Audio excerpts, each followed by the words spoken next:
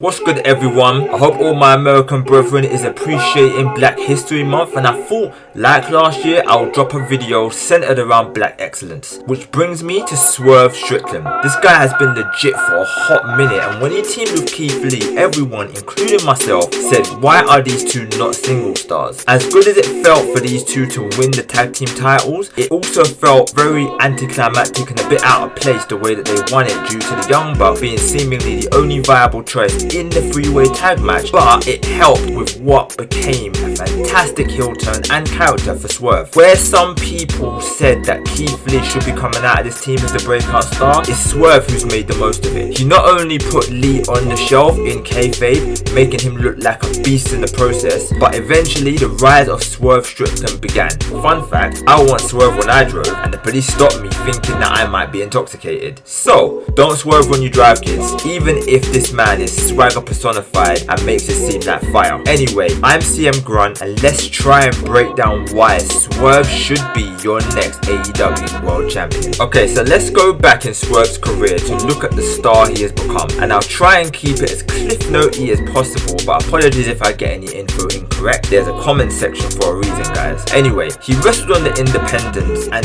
for a lot of different companies before he got to the promised land of WWE, I mean AEW. But he did stop at WWE before he became All Elite. Wrestled for Evolve, for MLW, Defy Wrestling, and Lucha Underground, amongst others. He held a few titles in these promotions, including the PCW Ultralight Heavyweight title, which he also defended against none other than Darby Allin, helping develop their rivalry, which we will speak about later. But he would develop a relationship, whether it was a feud or a friendship, with quite a few wrestlers on his road to AEW, which has helped establish some of these stories that he has been a part of in All Elite Wrestling. The fact he has been a champion in most of the companies he's wrestled in, including the Big Dub, should tell you that he has something. And yes, he was unceremoniously let go from WWE, but let's not forget this was due to an out of touch old man. Not only was he valued in NXT, but once this senile senior citizen had to step away from the company in disgrace, Swerve was so highly rated, and rumors are that the new head of creative, Triple H, was trying to re-sign a bunch of AEW wrestlers back to WWE, and Swerve was one of those wrestlers allegedly, because Papa H saw something special in Isaiah Swerve Scott. Although,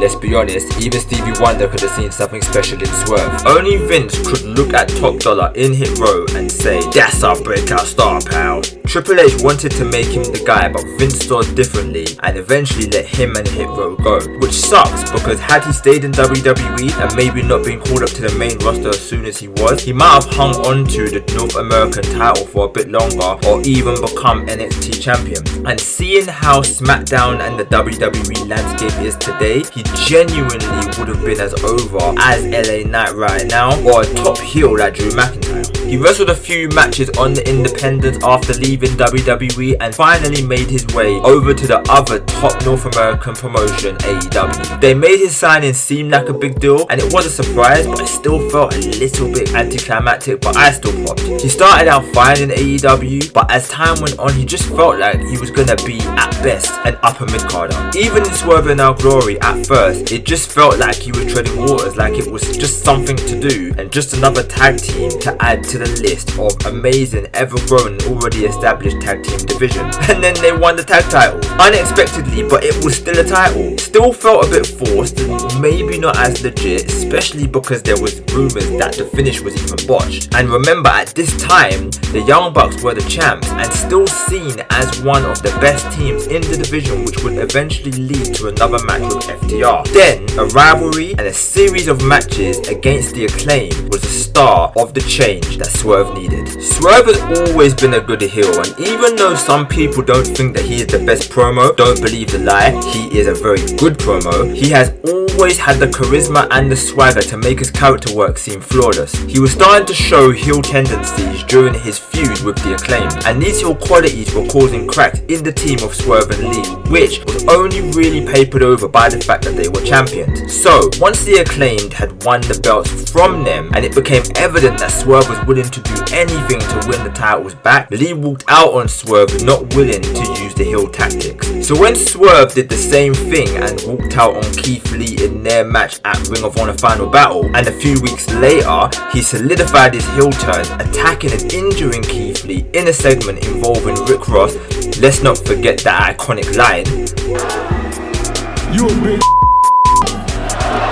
setting up the Mogul affiliates in the process, which later became the Mogul Embassy. And like I said, people expected Keith Lee to be the guy coming out of this when he returned, and at best I thought that Keith Lee might stay the mid-carder like most heel characters that turn on their partner becomes. But he used the time Keith Lee was injured to work on his heel persona, build a reputation, and near the middle/end of 2023 was arguably the top heel in the company behind maybe Christian Cage and MJF before the Adam Cole storyline. Although he started well as a heel, getting wins against other mid-carders, it became the same old story. A wrestler turns heel on his partner, breaks away from a tag division, potentially has a decent singles run for a bit, and then they start to lose momentum. He was in the Battle Royal for Orange Cassidy's international title and was the last man eliminated, and in their 1v1 match for the belt he came mighty close to winning. It was clear that he was destined for big things, but then this match with Cassidy helped reignite a feud with his old MLW rival Darby Allin when he and Sting saved Cassidy from a beatdown from the Embassy. Now, on the surface, it's a good little feud for Swerve to springboard off. Darby isn't seen as a top guy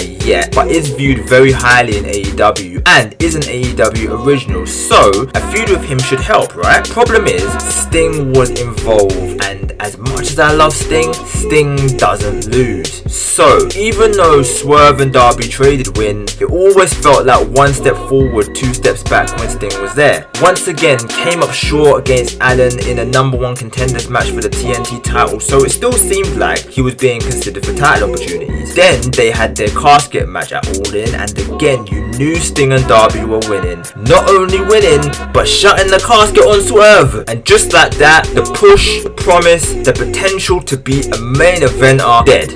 Or was it? Because I thought it was. Then it happened, and the landscape changed. Just a few weeks later, during a Hangman Adam Page promo about charity, he was just about to start talking about his plans for the future when Swerve came out, and I popped hard. It was so unexpected. He just got beat and put in a casket, and now he was seemingly challenging someone AEW actually views as a top guy and one of the faces of the company. He outright said that if he was handed the same opportunities, he'd be the first black AEW champion. And you know what? I believe him. This was arguably the best feud of either men's AEW careers. Definitely Swerve, and it showcased his range as both a sadistic heel and a main eventer. The reason I popped so hard was because I felt like this was the push and the breakout star-making feud that we were all waiting for. And then I started to think about it. This is just gonna be another feud, isn't it? Another feud for Page to win, another feud for Swerve to lose, and it's just gonna keep him in that mid-card slot. And then Wrestle Dream happened, and Swerve won clean. Hangman was a guy who won a feud against a very protected Jon Moxley, and here he was facing the up-and-coming Swerve Strickland and getting a clean pinfall loss. A personal feud that saw Swerve cut a promo on Hangman's baby in his house. The character work of these two men, these two amazing talents, even as of this writing a few days before Revolution, has been exceptional. And then they had their Texas Death Match, Hangman's match by the way, and Swerve won again. Yo! I thought Page was getting his win back, but now it feels like AEW are going all in, pun intended, on Swerve. And in between this 5-star match that saw Hangman turn into a literal vampire and drink Strickland's blood, and their #1 contender match for Samoa Joe's world title, Swerve has been so legit in his character work, and Hangman has been so whingy and whiny and angry in trying to stop Swerve from becoming AEW champion, that Swerve has basically become an anti-hero, a tweener, and not an outright heel anymore. In contrast, we are seeing a slow burn heel turn from Hangman as he rejected Swerve's call for 5 more minutes after their match ended in a draw. Callback to Adam Cole and MJF's draw, and acting heelish while just being insufferable. Honestly, only in wrestling can the fans begin to cheer someone who broke into a man's house endangering his family and boo the man who had his home broken into. Wrestling logic. But that's the aura, the profile, the charisma that this fantastic wrestler Swerve Strickland has shown in 2023, in particular near the end of the year, and of course 2024. Now, that's a lot of information with a lot of details I've left out either on purpose or mistakenly. I mean, I hadn't even mentioned the fact that he finished the C2 with the most points in his group, and during the triple threat to get to the finals he lost and didn't take the pin. But I said all that to ask this: why should Swerve be the next AEW champion? And even go as far as to ask, why should he win the title at AEW Evolution? Bottom line, he deserves it. In my opinion, no one has been in a quicker and bigger upward trajectory than Swerve Strickland in AEW, besides maybe Julia Hart, but that's in the women's division. Maybe Daniel Garcia, however, he's been very up and down, but even his C2 performances has worked wonders for him now. But I digress. Look at it this way: Swerve has been consistent for all of 2023. Though he lost his feud with Sting and Darby Allin, his work in that feud got him his shot against Hangman, one of the top guys in the company, which he is still undefeated against with 2 wins all clean and 1 draw. And although he still has not had his singles feud or even a singles match from what I remember with Keith Lee, and I still maintain that that should be his first feud after winning the title, which might be hard given that the rankings are back, but if he wins it a bit later, Lee can just rack up wins on Rampage or Ring of Honor or something. But anyway, even though AEW are moving like Cody Rhodes and not finishing this story with Keith Lee, he's still likely been the best heel, potentially ahead of Christian Cage for over a year now. Ironically, I was shouting this in December with MJF and the Devil storyline. Even though it was almost definitely Adam Cole as the Devil, I maintained not only could it be Swerve, but he should be the guy to take the title off of MJF because of how well he's doing. Obviously that didn't happen, and I'll be real, I'd like Joe to keep the belt for a bit longer so his reign doesn't feel transitional, because I still can't believe that there's 2 Samoan Joes on top. But what a statement it would be for Swerve to not only become AEW champion, but to beat Samoa Joe to do it. And going on but this evidence, Swerve will be the first black AEW champion before 2024 is done, because AEW is whose house? And that's the end of the video. Apologies if this went a bit long or if there's information overload, but I just wanted to put my heart into this. Swerve has been one of my faves for a while now, both as a black wrestler and as a wrestler in general. And as I'm writing this during Black History Month, I really wanted to have this have a bit of weight behind it. Swerve is legit. I feel like he's a total package, and 2024 should be his year. But let me know what you guys think in the comments. Let me know if you disagree. Like, share, subscribe, and follow my socials. I'll have another one next week, so be on the lookout for that. And thanks once again. I'll see you guys in a bit.